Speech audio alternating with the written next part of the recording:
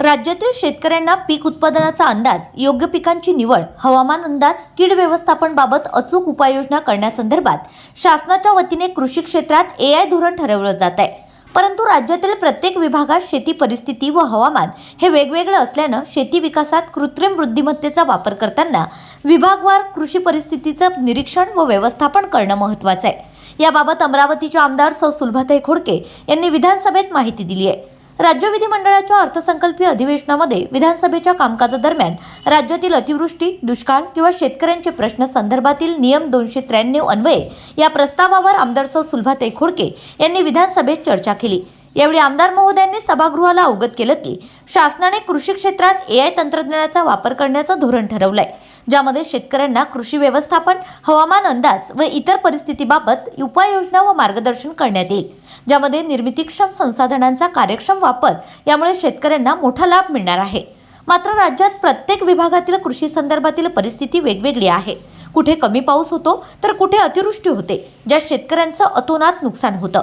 त्यामुळे राज्यातील सर्वच भागात एकसारखे धोरण ठरविल्यास त्याचा लाभ शेतकऱ्यांना होणार नाही।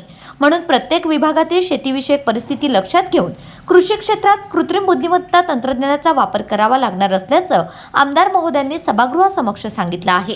याबाबत अधिक सविस्तर चर्चा करताना आमदार सौ सुलभाताई खोडके यांनी सांगितलं की अमरावती जिल्ह्यातील हवामान हे नेहमीच बदलत असतं। सिंचनाच्या बाबतीत जिल्हा मागासलेला असून कोरडवाहू शेती आहे। खारपान पट्टा असल्याने उत्पादन क्षमताही कमी आहे। जिल्ह्यातील तूर, सोयाबीन, कापूस यांसारखे उत्पादन होत असते, तरी शेती विकासाच्या बाबतीत अनेक आव्हाने व अडचणी निर्माण झाल्यात। जिल्ह्यात 1 लाख संत्रा उत्पादक शेतकरी असून अतिवृष्टी झाल्याने संत्रा पिकाला गळती लागून रोगांचा सुद्धा प्रादुर्भाव होतो। अशा अनेक कारणांनी अमरावतीमधील शेतकरी आर्थिक संकटात सापडलाय।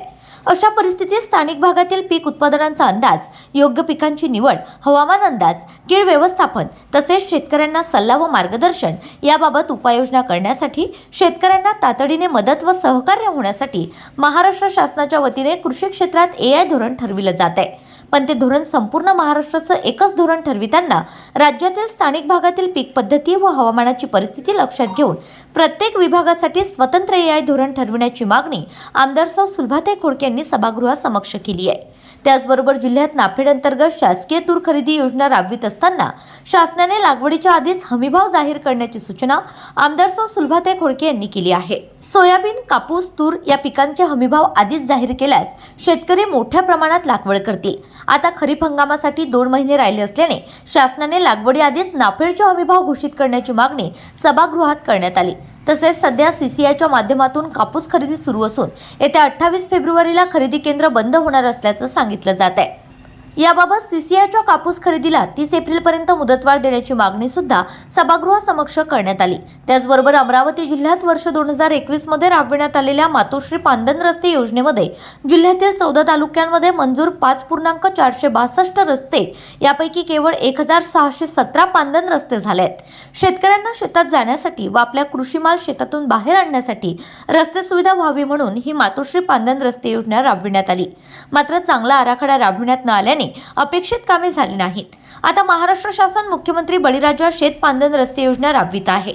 त्यामुळे या योजनेचा चांगला आराखडा तयार करून उत्तम पद्धतीने महाराष्ट्र शासन मुख्यमंत्री बळीराजा शेत पांदन रस्ते योजना राबविण्यात यावी याबाबत आमदार महोदयांनी सभागृहाला अवगत केलंय। अमरावती शहरालगतच्या भागातील वनपरिक्षेत्रात बिबट्याचा संचार असून त्यांची शहराकडे धाव होत आहे। नागरिकांवर वन्यजीवांनी हल्ला केल्याच्या व बिबट्याचे अपघात झाल्याच्या घटना सुद्धा समोर आल्या आहेत। शहरी भागात बिबट्याचा शिरकाव हा धोकादायक आहे। त्यामुळे शहरानजीकच्या वनपरिक्षेत्राला कुंपण घालण्यात यावं या संदर्भात शासनाकडे प्रस्ताव दिलाय। तो प्रस्ताव सुद्धा मान्य करण्याची विनंती आमदार सौ सुलभाताई खोडके यांनी विधानसभेत बोलताना शासनाकडे केली आहे। सन्माननीय सदस्या श्रीमती सुलभा खोडके। अध्यक्ष महाराज, मी नियम 293 अन्वये प्रस्तावावर बोलत असताना या ठिकाणी महाराष्ट्र शासनाने कृषी क्षेत्रातील स्वतंत्र AI धोरण तयार केला आणि त्याचा GR सुद्धा काढलेला आहे। आणि या AI धोरणाच्या माध्यमातून या ठिकाणी शेतकऱ्यांना खऱ्या अर्थानं कृत्रिम बुद्धिमत्ताच्या माध्यमातून डेटा आधारित निर्णय, हवामान अंदाज व शेतीच्या आरोग्याची अचूक अशी या ठिकाणी उपाययोजना या ठिकाणी होणार आहे। त्यामध्ये खऱ्या अर्थानं निर्मितीक्षम आणि त्यासोबत ड्रोनद्वारे रोबोटिक्सद्वारे आणि संगणक दृष्टी क्षमताच्या माध्यमातून या ठिकाणी शेतकऱ्यांनी या ठिकाणी पाऊस कधी येणार, रोग कसा येणार, रोगवर आपण जो किडे येणार त्याच्यावर सुद्धा या ठिकाणी कशा पद्धतीनं आपण त्याच्यावर लक्ष ठेवलं पाहिजे आणि त्याचं खऱ्या अर्थानं अंदाज या ठिकाणी आपल्याला या धोरणाच्या माध्यमातून आपल्या शेतकऱ्यांना मिळणार आहे. आणि या ठिकाणी शेतकऱ्यांचा खऱ्या अर्थाने या AI धोरणाच्या माध्यमातून खऱ्या अर्थानं शेतकऱ्यांना पीक उत्पादन व खर्च नियंत्रणात सुधारणा होणार आहे. त्यासोबतच हवामान बदल, रोग कीड व्यवस्थापन आहे त्याचा अचूक सल्लासुद्धा त्या ठिकाणी शेतकऱ्यांना या धोरणाच्या माध्यमातून होणार आहे. आणि त्यासोबत डिजिटल सल्ला आणि सेवासुद्धा या ठिकाणी आपल्याला या माध्यमातून देण्याचा या धोरणाच्या माध्यमातून देणार आहे. आणि शेतात AI आधारित टूल्सचा वापर करून शेती अधिक प्रभावी व सुरक्षित बनवता येणे हे सर्व धोरणामुळे शक्य होणार आहे असं या धोरणामध्ये म्हटलेलं आहे. परंतु मला या ठिकाणी शासनाला विनंती करायची आहे की या ठिकाणी आपण हे धोरण आणत असताना खऱ्या अर्थानं आपण बघतोय की काही भागामध्ये भरपूर पाऊस पडतो, काही भागामध्ये खूप कमी पाऊस पडतो. आणि आता आपण बघितले 3-4 वर्षापासून वातावरण एवढं बदललं की पाऊस कधी येईल आणि कधी येणार नाही, आणि आला तर जास्त प्रमाणात येतो नाही तर खूप कमी प्रमाणात येतो. त्याच्यामुळे शेतकऱ्यांचं खूप मोठ्या प्रमाणात नुकसान होते. आणि हे नुकसान होत असताना खऱ्या अर्थानं मला असं वाटतं की महाराष्ट्रातले विभाग आहेत, वेगवेगळे विभाग आहेत, मराठवाडा आहे, पश्चिम महाराष्ट्र आहे, विदर्भ आहे आणि त्यासोबत कोकण आहे. या भागामध्ये पाऊस आपण बघतोय की कमी जास्त प्रमाणात पडत असतो.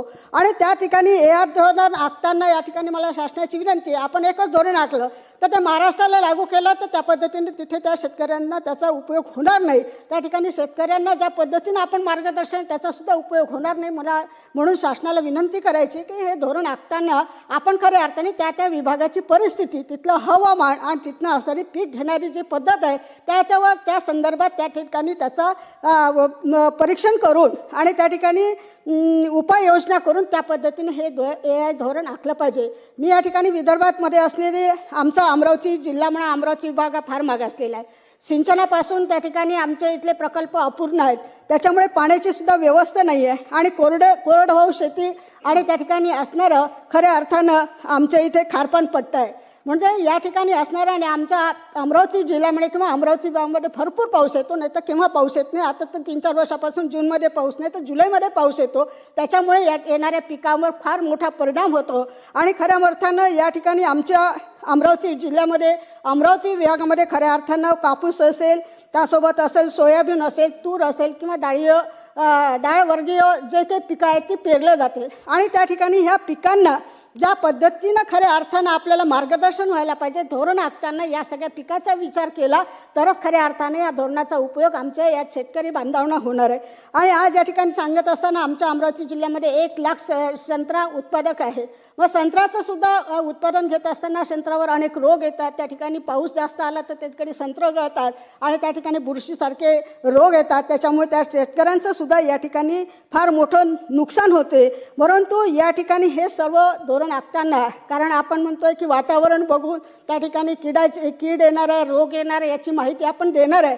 परंतु सर्व शेतकऱ्यांना ज्या ज्या पिकाची माहिती पाहिजे तीच जर माहिती मिळाली, त्या पिकाची येणारं जे कीड आहे किंवा ते रोग आहे त्याची माहिती किंवा पावसाची माहिती त्या विभागातली जर आपल्याला मिळाली तर खऱ्या अर्थानं त्या ठिकाणी शेतकऱ्याला उपयोग होईल आणि फायदासुद्धा होईल, शेतकऱ्याचं उत्पादनसुद्धा वाढेल. म्हणून मला या ठिकाणी शासनाला विनंती आहे की प्रत्येक विभागाच्या माध्यमातून हे धोरण आखताना या प्रत्येक विभागाचा विचार करावा. आणि आमच्या अमरावती जिल्ह्यामध्ये अमरावती विभागामध्ये जास्त आत्महत्याग्रस्त शेतकरी आहेत, म्हणून त्यांनासुद्धा न्याय देण्यासाठी आत्महत्या ह्या कमी होण्यासाठी आणि शेतकऱ्यांना जे काही उत्पादन मिळतं त्याच्यामध्ये खऱ्या अर्थानं वाढ होण्यासाठी आणि जी पारंपरिक पद्धतीने शेती केली जाते त्याच्या माध्यमातून आज आपण म्हणतो नवीन टेक्निकल आलं आहे, नवीन टेक्नॉलॉजीच्या माध्यमातून उत्पादन कसं घेतलं पाहिजे याची सुद्धा माहिती आहे. परंतु त्याच्या वातावरणाच्या माध्यमातून ती कशी घेतली पाहिजे याचा समाविष्ट सुद्धा त्या विभागाच्या माध्यमातून केलं तर निश्चितच या धोरणाचा उपयोग झाल्याशिवाय राहणार नाही. म्हणून मला शासनाला विनंती आहे की हा महत्त्वाचा बाब आपण या ठिकाणी आपण विचारात घेतला पाहिजे. आणि त्यासोबत सगळ्यात महत्त्वाचा भाग म्हणजे असं आहे की आपण या ठिकाणी जे काही शासनाच्या वतीनं आपण नाफेडच्या माध्यमातून खरेदी करतो. आज आपण बघतोय की आज आपल्या येणाऱ्या जून-जुलैमध्ये पेरणी होते. सोयाबीन असेल, तूर असेल, कापूस असेल, शेतकरी पिकाची लागणी करते की त्या पद्धतीनं आता चालू आहे. परंतु या ठिकाणी शासनाने असं करायला पाहिजे की ह्या लागवडीच्या आधी शासनाने हमीभाव जाहीर केला पाहिजे. हमीभाव जाहीर केला तर तो शेतकरी ज्या भावात परवडेल त्या पद्धतीनं तो ते लागवड करेल. सोयाबीन असेल, कापूस असेल, तूर असेल किंवा अन्न पीक असेल त्या पद्धतीनं तो लागवड करेल. म्हणून मला शासनाने विनंती आहे, कारण नेहमी आपण बघतो की पीक आल्यानंतर त्या ठिकाणी हमीभाव जाहीर केला जातं, नाफेडची खरेदी केल्या जाते, मग त्यामध्ये शेतकऱ्यांचं खूप मोठ्या प्रमाणात नुकसान होते. आजच जर आपण भाव जाहीर केला तर त्या ठिकाणी असणाऱ्या मार्केटमध्ये शेतकऱ्याला जायची गरज पडणार नाही आणि त्या माध्यमातून त्याला या ठिकाणी नाफेडची खरेदी त्या ठिकाणी होण्यासाठी खऱ्या अर्थानं त्याची गरज आहे. म्हणून मला शासनाला विनंती करायची आहे की शासनाने या ठिकाणी आता 2 महिने राहिलेल्या पेरणीला तर शासनाने नाफेडची खरेदीची घोषणा करावी आणि कोणत्या पिकाला किती भाव देणार आहे याची सुद्धा शासनाने घोषणा केली तर निश्चितच या माध्यमातून सुद्धा शेतकऱ्याला फायदा झाल्याशिवाय राहणार नाही. म्हणून मला या ठिकाणी शासनाने ही करावी. आज या ठिकाणी आपल्याला माहीत आहे की आपल्या महाराष्ट्रामध्ये आणि आमच्या विदर्भामध्ये लोकांच्या घरामध्ये कापूस आहे आणि आज घोषणा झाली की 28 फेब्रुवारीला नाफेडची खरेदी बंद होणार आहे. CCIच्या माध्यमातून खरेदी केली जाते, CCIच्या माध्यमातून 28 फेब्रुवारीला खरेदी बंद होणार आहे.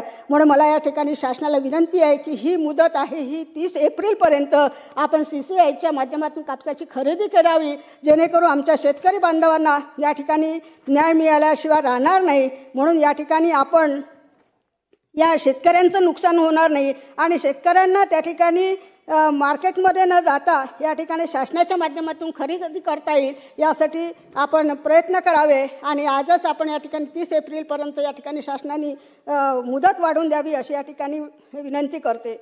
आज या ठिकाणी मुख्यमंत्री बळीराजा शेत पांधन रस्ते योजना आली. ही योजना खरोखर चांगली आहे, कारण आज आपण बघतोय की शेतकऱ्यामध्ये पांधन रस्ते नसल्यामुळे शेतकऱ्याला शेतीपर्यंत जाणं फार कठीण जातं. पावसाळ्याच्या परिस्थितीत तर फारच वेगळं असते, परंतु पीक आल्यानंतर कारण आमच्या इथे जे काही खरीप हंगाम आहे तो त्या ठिकाणी आपण करतोय ते त्या ठिकाणी ते पावसाळ्यामध्ये येतात आणि ते पावसामध्ये पीक आल्यानंतरच्या घरापर्यंत तो आणू शकत नाही. त्याच्यामध्ये पांधन रस्ता योजना आणणं गरजेचं आहे आणि आज या ठिकाणी मुख्यमंत्री महोदयांनी मुख्यमंत्री बळीराज शेत पांधन रस्ता योजना आणली आहे. त्याचा GR सुद्धा निघाला आहे. परंतु मला हे सांगत असताना या ठिकाणी शासनाला सांगायचं आहे की मातोश्री पांधन रस्ता योजना आपण आणली होती आणि ही योजना आणल्यानंतर मला अमरावती शहराचा अमरावती जिल्ह्याचा आपल्याला या ठिकाणी सांगायचं आहे की मातोश्री पांधन रस्ता योजना आणल्यानंतर खऱ्या अर्थानं आमच्या इथे सर्वे झाला आणि ही 11/11/2021 योजना आली आणि त्यानंतर शासनाने याचं हे केलं आणि त्या योजनेमध्ये खऱ्या अर्थानं याच्याकडनं शासनाकडनं माझ्या अमरावतीमध्ये अचलपूर असेल, अमरावती, अंजनगाव, सुरजी, बातकुली, चांदूर रेल्वे, चांदूर बाजार, चिखलदरा, दर्यापूर, दामणगाव रेल्वे, धारणी, मोर्शी, नांदगाव, खंडेश्वर, तिवसा, वरुड अशा 14 तालुक्यामध्ये जवळपास 5462 अशा शासनाकडून मंजूर कामे झाली.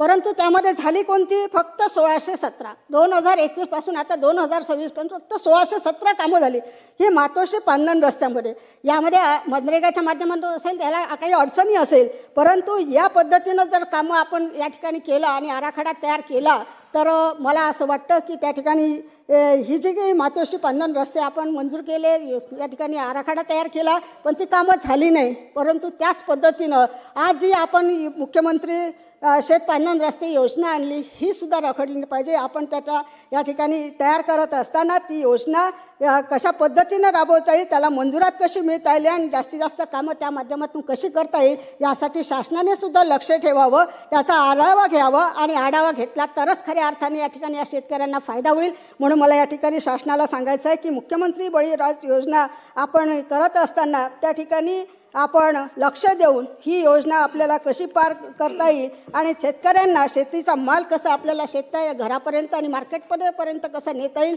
यासाठी खऱ्या अर्थानं ही योजना राबवणं गरजेचं आहे. त्याच्यावर लक्ष ठेवणं गरजेचं आहे आणि लक्ष ठेवून ती योजना कशी आपल्याला करून घेता येईल यासाठी प्रयत्न करण्याची गरज आहे. त्यासोबत सगळ्यात महत्त्वाचा विषय या ठिकाणी वन्य प्राण्याचा या ठिकाणी मांडलेला आहे. वन्य प्राण्याच्या माध्यमातून या ठिकाणी सांगू इच्छिते की माझ्या अमरावती जरा मेळघाटसारखा भाग आहेत, त्या ठिकाणी मेळघाट आहे, चिखलदरा आहे, तशा पद्धतीनं भाग आहे आणि माझ्या वन्य प्राण्यामुळे आपण जर 25-26 जर बघितलं तर अमरावती डिव्हिजनमध्ये जवळपास मनुष्यांची 3 लोकांची त्या ठिकाणी मृत झालेले आहे या वन्य प्राण्यामुळे आणि जखमी झालेल्यांची संख्या 19 आहे.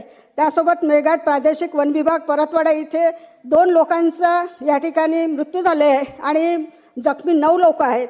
त्यासोबतच मेळघाट व्याघ्र प्रकल्प अमरावती या ठिकाणी 3 लोकांचे मृत झाले आणि 9 लोकांचा मनुष्य जखमी झाले आहे. त्याच्यामध्ये म्हणजे 8 लोक मृत्युमुखी पडले आणि 37 लोक या ठिकाणी जखमी झालेले आहे. अशा पद्धतीनं आमच्या जिल्ह्यामध्ये या मेळघाटमध्ये अशा पद्धतीनं माणसावर आघात होत आहे. म्हणून याची सुद्धा आपण वन विभागाच्या माध्यमातून शासनाने यांनी दखल घ्यावी. आणि या ठिकाणी सांगत असताना माझ्या अमरावती शहरामध्ये सुद्धा शहरभाग खूप मोठा वाढत आहे. त्याला बाजूला असणारा पोहराचं जंगल आहे.